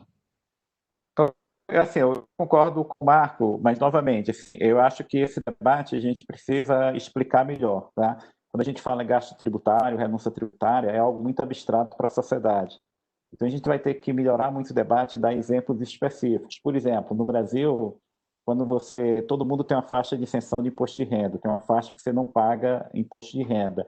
Quando você completa 65 anos de idade, aquela faixa dobra. Por quê? Porque você, ao completar 65 anos de idade, a sua faixa de isenção de imposto de renda dobra. Isso é o tipo de coisa que não faz sentido. Se a pessoa que tem 65 anos de idade é uma pessoa de baixa renda, o governo quer dar algum apoio, faz sentido, coloca no debate. Mas para todo mundo, quando chega aos 65 anos de idade, a faixa de isenção de imposto de renda dobra, não faz o mínimo sentido. Esse tipo de coisa a gente tem que explicar. A isenção de vários impostos federais, IPI, etc., sobre produtos da cesta básica. Quando é uma pessoa comprando, uma pessoa de renda alta e baixa, como um produto da cesta básica, tem direito ao mesmo incentivo. Então, essas coisas a gente vai ter que detalhar, não é fácil, mas eu acho que esse é o caminho. Mas, novamente, assim, a gente vai ter que fazer um esforço para entender por que a gente perdeu 2 pontos do PIB de arrecadação. Eu espero que parte disso volte quando a economia voltar a crescer, mas a gente vai ter que fazer um esforço aí de reduzir a renúncia tributária. Eu acho que tem que começar por aí. Novamente, a carga tributária do Brasil é alta? É altíssima, mas para o nosso nível de desenvolvimento é alta. Mas a nossa despesa é muito alta. E nosso principal ponto fora da curva é a Previdência. E o impacto da Previdência ele é muito gradual. A gente, assim, infelizmente, depois da Previdência, a gente teve um ano de queda de PIB, que é esse, e isso, enfim, vai levar alguns anos para a gente comer esse aumento do gasto com a Previdência. Então, assim, a questão que se coloca eu não tenho resposta, eu apenas estou colocando. O Brasil está disposto a uma segunda reforma da Previdência, que é mais ou menos essa que eu entendo que é a provocação do Paulo Tafel e do Armínio Fraga, de falar assim, olha, talvez seja necessário olhar novamente a Previdência. O Brasil está disposto.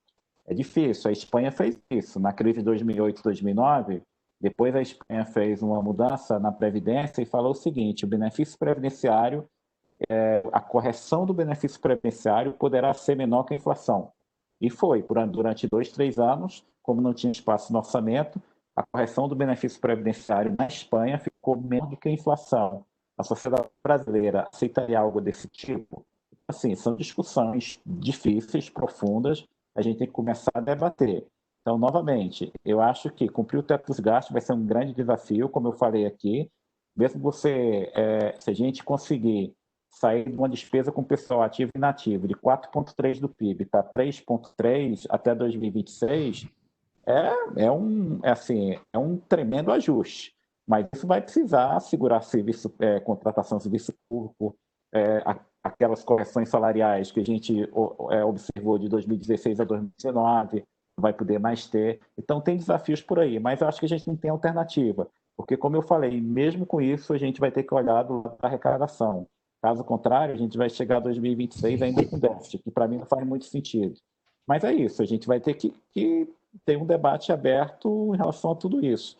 Mas não tem muita mágica não tem muita mágica não. Mas nisso tudo, novamente, é um país que a dívida líquida vai continuar crescendo.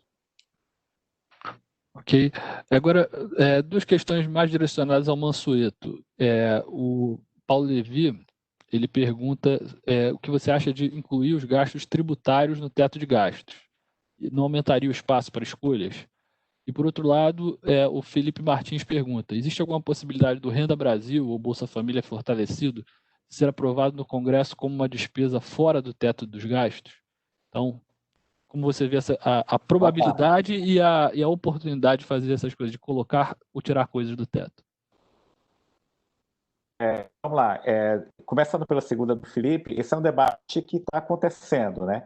Então, hoje esse debate, enfim, se a gente vai expandir o Renda Brasil, vai criar um Bolsa Família ampliado, isso fica dentro do teto ou fica fora do teto? Esse é um debate que está acontecendo. É interessante a gente destacar o seguinte, que nesse ano de crise, o teto dos gastos está valendo. Então, esse ano, na verdade, a gente tem dois orçamentos. A gente tem aquele orçamento que estava aprovado desde o final do ano passado e neste orçamento o governo tem que cumprir o teto dos gastos. Então, se tiver algum item do orçamento que já estava previsto, o governo quiser aumentar a dotação, ele tem que cortar de outro ministério. Então, o orçamento que já estava aprovado no final do ano, este ano, o TCU está fiscalizando, o governo tem que cumprir o teto dos gastos. Agora, aquela outra parte, que é crédito extraordinário, que não estava previsto no orçamento, aí sim, aí você tem liberdade de gastar. Só que o crédito extraordinário tem que ser para aquelas ações que eram totalmente imprevisíveis, que não estavam no orçamento. Tá? E hoje já tem um debate, qual é o debate? Já tem um debate que é o seguinte, algumas pessoas no governo falando, não, olha só, vamos abrir um espaço, um crédito de 10 bilhões para gastar com infraestrutura, e isso vai ser crédito extraordinário. O que eu não usar hoje, eu posso usar nos próximos anos. O crédito extraordinário que foi aberto esse ano e foi usado nos anos seguintes, como resto a pagar, ele também está fora do teto. O problema é você abrir hoje um programa de investimento que você sabe que vai executar em 3, 4 anos. Peraí, se eu sei que eu vou executar em 3, 4 anos, como é que eu posso falar que isso é uma despesa inesperada pelos próximos 3, 4 anos? Não será. Então, se você falar o seguinte para o Ministério é o seguinte, não dá para a gente fazer isso, mas eu te dou 20 bilhões que está sobrando do nosso orçamento normal para você fazer investimento em infraestrutura, o que for. Só que isso também não interessa muito aos ministérios. Por quê? Porque se você der 20 bilhões, quando virar o ano, aquilo se torna resto a pagar, mas vai concorrer com as outras despesas do teto no próximo ano. Então, por isso que tem essa briga de querer trazer tudo para o orçamento de guerra, porque o orçamento de guerra, você ganha espaço não é só nesse ano, você ganha espaço pelos próximos anos. E o orçamento normal, você desse 20 bilhões para os ministérios investirem esse ano, como eles não conseguiriam, você investir tão rápido assim, só tem um ministério que consegue, o da defesa. Ele compra helicóptero e peça de submarino. Então você consegue investir rápido. Construção, fazer... você não consegue. Então, assim, por isso que está todo mundo querendo ir para o orçamento de guerra.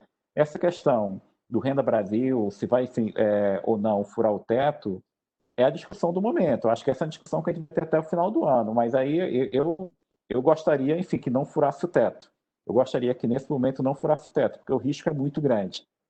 É um cenário muito difícil, então eu acho que não seria o momento da gente furar o teto. Porque se você abrir uma exceção para o teto, você consegue justificar mais 50 programas para eventualmente, enfim, furar o teto. Então, respondendo ao Felipe, assim, isso é um debate que está aberto, né? Voltando para o Paulo, era a questão do teto ampliado como gasto tributário. Isso pode ser no futuro uma mudança do teto, Paulo. Eu gosto da ideia. Você me perguntar, eu não acho a ideia absurda, eu gosto da ideia. Você fala assim, olha, eu vou voltar a 2016, vou recalcular o teto, mas enfim, naquela base eu vou incluir gasto tributário. Ou seja, se você quer gastar um pouquinho mais com social, então reduz a renúncia tributária, reduz o gasto tributário. Isso é uma ideia que eu acho interessante, tá? Eu acho, a princípio, uma ideia muito interessante. E, novamente, a gente tem que fazer um zoom naquele gasto tributário, que tem muita coisa ali. Olha só, num país que você tem um sistema com todas as críticas que a gente tem, mas um país que você tem um sistema de saúde que é integral, universal e gratuito, desculpe, não faz o mesmo sentido eu poder abater da minha renda o meu gasto com o plano de saúde. Não faz sentido. Eu tenho um sistema que é integral, universal e gratuito, não faz sentido eu poder abater da minha renda meu gasto com saúde privado. Essa questão que eu já dei, quando você completa 65 anos, a sua faixa de isenção de imposto de renda dobra, também não faz o mínimo sentido. Há outras coisas que têm a de contribuição previdenciária, etc. Então, acho que tudo isso tem que ser revisto. Não é fácil, não é um debate fácil. Eu acho que esse debate, eu ouço no Brasil, nos últimos 2, 3 anos, as pessoas falarem de renúncia tributária, mas os detalhes desse debate, eles não avançaram nos últimos anos. E um dos gastos tributários que mais cresceu é o Simples. A gente tem ótimos trabalhos do IPEA, do pessoal do IPEA, do pessoal, enfim, da FGV do Rio, e mostra que o Simples ele não foi muito efetivo para aumentar emprego, por exemplo, que não é um programa que se justifica. Mas eu não vi nenhum grande movimento, enfim, de ver o Simples. Ao contrário, recentemente, ali no governo Temer, em 2016, a gente ampliou o Simples. Então, assim, são debates muito difíceis. Eventualmente, a gente tem que começar esse debate agora para conseguir algo aí nos próximos 2, 3 anos. Mas, novamente, em resumo, gosto da ideia de um teto, eventualmente, mais à frente, se pensar num teto incluindo gasto tributário, e 2, se o Renda Brasil vai ou não quebrar o teto, é uma questão que está em aberto, mas a posição do governo, como o ministro Paulo já deixou muito claro, é cumprir com o teto de gastos. Ok. Agora, questões mais voltadas a crescimento aqui. Primeiro, o Danilo faz uma provocação aqui, eu acho o Marco, perguntando se o Marco compartilha o cenário pessimista sobre o futuro da economia do Mansueto. Ele qualificou dessa forma. E pergunta também, isso o Paulo pergunta, Marco, as reformas estruturais podem permitir uma aceleração do crescimento? Já foram aprovadas as reformas do saneamento e a lei do gás. Dá para esperar uma aceleração do crescimento? Enfim, qual é o seu cenário para o crescimento? E isso também, depois a gente pergunta a mesma coisa para o Mansueto. E no caso do Mansueto, há uma última pergunta aqui do Danilo, que estourou o teto dele. Por que o Tesouro está ofertando poucos títulos de longo prazo? Tá? Então, começando pelo Marco, por favor. Sempre o Danilo, né? Pensei que as perguntas difíceis fossem todas para o Mansueto, mas me botou também que... Olha só, em relação à perspectiva... Primeiro, eu não acho que o cenário que o Mansueto está colocando seja muito pessimista, é um cenário realista. É um cenário difícil, a gente não espera que do lado fiscal, principalmente, eu entendo do lado fiscal, a gente sabe que é um desafio muito grande. Você rever gastos tributários é muito complicado, você segurar os gastos obrigatórios é muito complicado, você compatibilizar essa demanda da sociedade por mais redistribuição, por mais gastos, com a disciplina fiscal não é fácil. Então, esse é um debate que tem que ser feito como o Mansueto colocou. Então, isso eu entendo que faça parte do cenário de qualquer um, assim. Eu acho que é difícil fugir desse cenário. Eu não vejo esse cenário especificamente como muito pessimista, no caso. Eu vejo como realista. Em relação ao crescimento também, a gente sabe que o Brasil vem há décadas crescendo pouco, por conta de aumento de produtividade muito baixo, por questões estruturais que não mudam de uma hora para outra, não é de um ano para outro que você vai passar a crescer fortemente. O bônus demográfico está acabando, como foi colocado pelo Mansueto. A gente aqui no IPE, a gente vem trabalhando com simulações de crescimento de longo prazo já há algum tempo, e a gente sabe que não dá para crescer nas próximas décadas muito fortemente, a menos que você, de fato, tenha reformas, medidas estruturais muito poderosas para fugir dessa trajetória. É evidente, nós temos algumas reformas em andamento. A reforma tributária, por exemplo, é uma reforma que promete um grande ganho de eficiência para a economia. Isso pode gerar um ganho? Pode. Quanto? Não sei, difícil dizer. Nós temos aqui na DIMAC, o João Maria fez algumas estimativas com base no modelo de equilíbrio geral computável, gerou um cenário de ganho por conta da reforma tributária, se aprovada. Temos outras estimativas que o Braulio Borges, da Fundação, fez também. Agora, é uma incerteza muito grande. Claro que ganhos, que haverá ganhos, eu não tenho dúvidas. Agora, quanto será, qual a magnitude desse impacto, é muito difícil de avaliar. Então, por esse lado, a gente pode ter um ganho de fato, o nosso cenário de crescimento pode melhorar se essas reformas forem implementadas, não apenas a tributária, mas outras também.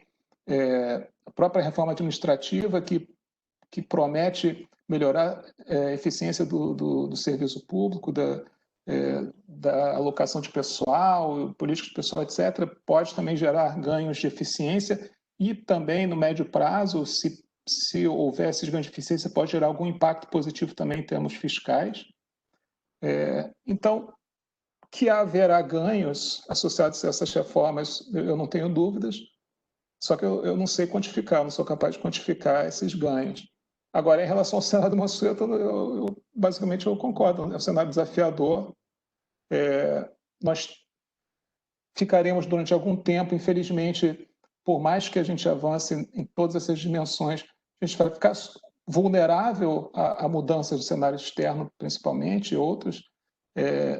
Então, a gente tem que batalhar o máximo possível para reduzir o período durante o qual a gente vai estar exposto, vulnerável a uma mudança de sentimento, principalmente de investidores estrangeiros, etc. É o que eu teria para dizer, então. Assim, é isso. Danilo, eu não estou sendo pessimista, não. Assim, eu acho que eu estou sendo realista. Agora, tem uma coisa que a gente tem que deixar muito claro. Claro, o crescimento do Brasil nos próximos 10 anos, ele não está dado. Ele vai depender muito do que a gente fizer ao longo do tempo, dessas reformas, que a gente vai conseguir aprovar tudo isso. Mas hoje ninguém trabalha, enfim, no cenário que a gente tem hoje, ninguém trabalha com a economia brasileira crescendo 4% ao ano, pelos próximos 6, 8 anos. Eu não vi nenhuma projeção de alguém estimando o crescimento de 4%. Se eventualmente a gente fizer uma série de reformas da economia brasileira, a partir de 2023, 2024, começar a crescer 3%, excelente, é um novo cenário. Mas o cenário que a gente tem hoje é isso, a economia que se recupera próximo ano cresce perto de 3,5%, e depois fica crescendo em torno de 2,5%. Pode ser um pouquinho menos, um pouquinho mais, mas esse é um cenário mais ou menos que está todo mundo convergindo. É claro, se a gente fizer uma série de coisas que esse país precisa, a gente muda esse cenário. O futuro não está dado. Agora, a gente tem que melhorar muito o debate, tem que melhorar muito a discussão. E eu não vejo o debate no Brasil melhorando. Olha só, a Previdência, um dos motivos por trás da aprovação da Previdência é que a gente passou 3 anos debatendo a reforma da Previdência. A gente começou um debate da Previdência em 2016, isso teve um prolongamento, isso se prolongou por 3 anos. A equipe desse governo que fez a reforma da Previdência era exatamente a mesma do governo passado, com exceção de uma pessoa. Você tirou o Marcelo, colocou um político muito hábil, que é o Rogério Marinho, que soube fazer toda a articulação política no Congresso para aprovar a reforma da Previdência. É isso, a gente vai precisar fazer um grande esforço para fazer as reformas que esse país precisa, mas até criar o consenso para essas reformas, a gente vai ter que melhorar muito o debate político, explicar melhor, enfim, debater melhor os prós e contras. A reforma tributária, a gente está há mais ou menos 1 ano já discutindo isso, tem 2 propostas, uma na Câmara e uma no Senado. Hoje tinha nos jornais que os secretários de Fazenda das capitais do Brasil se colocaram contra a reforma tributária, incorporando o ICMS e o ISS junto aos impostos federais, que é a proposta original da PEC 45, lá da Câmara dos Deputados. O secretário de Fazenda de todas as capitais do Brasil se colocaram contra. Isso mostra ainda como a gente ainda está distante de um consenso. A própria reforma administrativa, a reforma administrativa ali, foi uma PEC que o governo enviou, mas quais são as carreiras que serão ou não de estados? Quais serão os planos de carreira de cada uma dessas carreiras? Quantas carreiras vão ficar? Tudo isso ficou para ser definido depois, por meio de projetos de lei. A fase 2 da reforma administrativa vai exigir cerca de 6 a 8 projetos de lei. Então, assim, não é algo que espero ver aprovado até o final do ano. Então, a gente vai ter um longo caminho aí de debate e de reduzir a polarização para a gente começar a debater e ver o que a gente consegue. Não é um cenário desastroso. Olha só, o Brasil hoje é um país muito melhor do que 30, 40 anos atrás. É um Brasil, a gente passou por uma crise seríssima.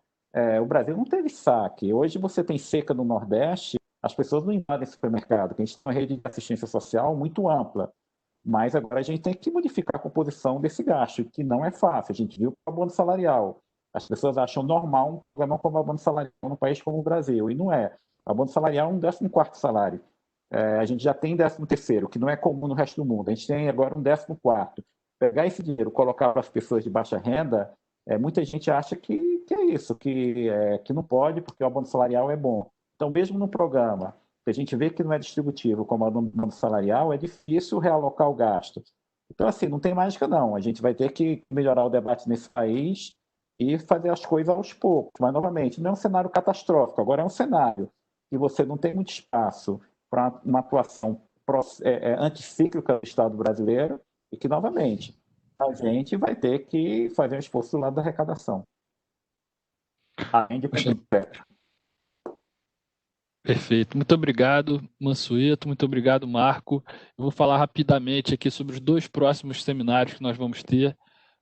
No dia 16 de setembro, nós vamos ter um seminário sobre distribuição da terra e desigualdade em pesquisas e registros, com o Rodolfo Hoffmann e o Gerd Sparovec, ambos da Exalc-USP.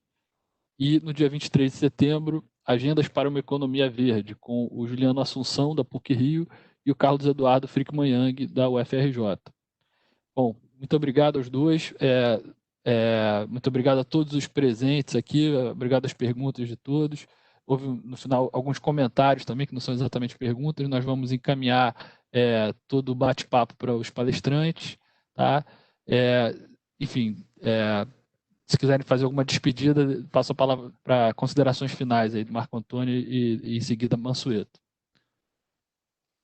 Eu só agradeço a oportunidade. Eu agradeço ao Mansueto pela honra de dividir com ele a apresentação aqui. Agradeço as perguntas também.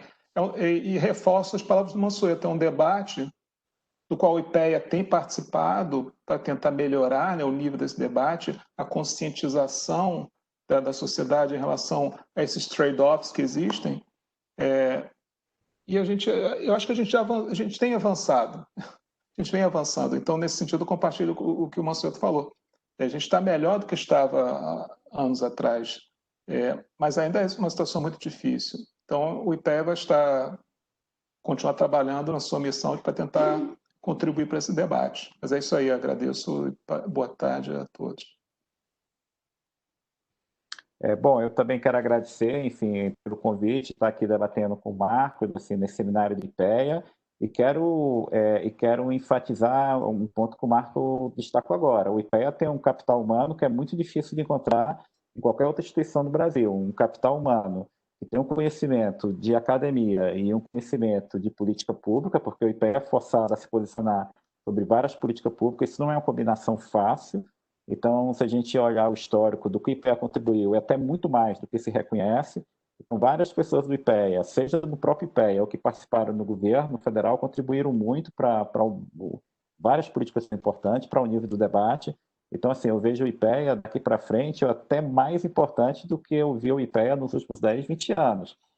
Sempre foi importante, mas muito mais importante no seguinte sentido, porque a gente vai precisar de um debate muito qualificado e o IPEA tem esse capital humano para ajudar nesse debate. Inclusive, tem algo que eu prezo muito no IPEA, que é a possibilidade de você discordar, que é a possibilidade de a gente ter técnicos excelentes que pensam diferente. Então, assim, isso na instituição é o cerne da excelência da instituição. Então, a gente respeitar esse debate contraditório, visões diferentes, e tradicionalmente a gente respeita no IPEA, e tem pessoas tão qualificadas, eu acho assim, que a ação do IPEA daqui para frente será ainda mais importante do que já foi. Então, assim, eu acho que é muito importante que vocês tenham isso em mente, porque o IPEA é uma casa que, além de promover o bom debate, de se juntar a boa discussão acadêmica e política pública, é uma casa que também é formadora de pessoas. Eu fui, enfim, ainda sou do IPEA, estou de licença, vou passar os próximos anos fora do setor público, mas, assim, muito da minha vida, da minha formação, eu devo ao IPEA. Então, assim, eu acho que o IPEA será importantíssimo, inclusive, enfim, ter esse capital humano por visões diferentes nesse debate que o Brasil vai precisar. Mais uma vez, parabéns, obrigado pelo convite. Bom, a gente aqui agradece muito obrigado aos dois e a todos os presentes. Uma boa tarde a todos, saúde e cuidem-se muito bem. Até a próxima.